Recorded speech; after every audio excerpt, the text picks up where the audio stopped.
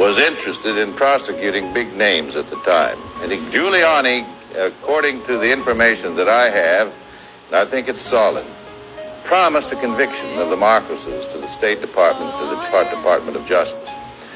But more than that, there was evidence in the case that the Philippine government under Aquino wanted to gather up all of this evidence or gather up all of this property that they believed belonged to the Philippine government and that Marcos had.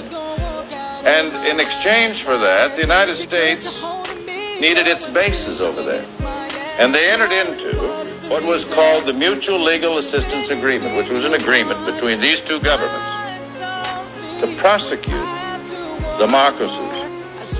And when Mr. Marcos died, they continued to prosecute this widow. Let me ask you a couple of legal questions to one of the best legal minds in America. Is it tough to try a case when there are two defendants and two different lawyers? Yes, it's very tough. But in this case, we had Adnan Khashoggi's interests were quite similar to ours. The truth was the same. There wasn't the defenses weren't in conflict, and Mr. Khashoggi was represented by a very fine lawyer by the name of James Lynn. How long was the jury out? 3-4 days. 3-4 days. Did that get you a little worried after it? What pain lawyers go through. You know, every time I wait for a jury, I say to myself, you know, Lord, just let me get through this one and I'll never take another case. Okay, the longer they stayed, the more worried you get? Oh, you know, and you can't sleep. It's like waiting for a baby that's never born. Was she a good client? She was, you know, this is a beautiful woman.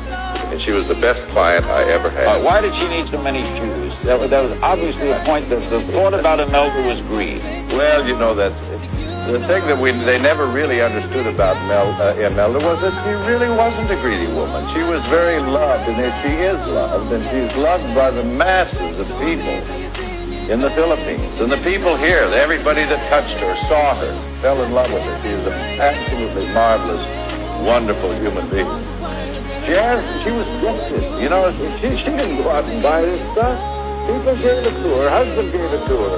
Rich people, princes, people just loved her and showered her with gifts. And with respect to her shoes, you know, my wife's got 100 pairs of shoes, I think. So what? But in her case, the Philippines manufacture shoes, and everybody that manufactured shoes had a new model pair of shoes, wanted to have her have those shoes, wanted her to wear them. And if you go back and check her closet out, you'll find that most of them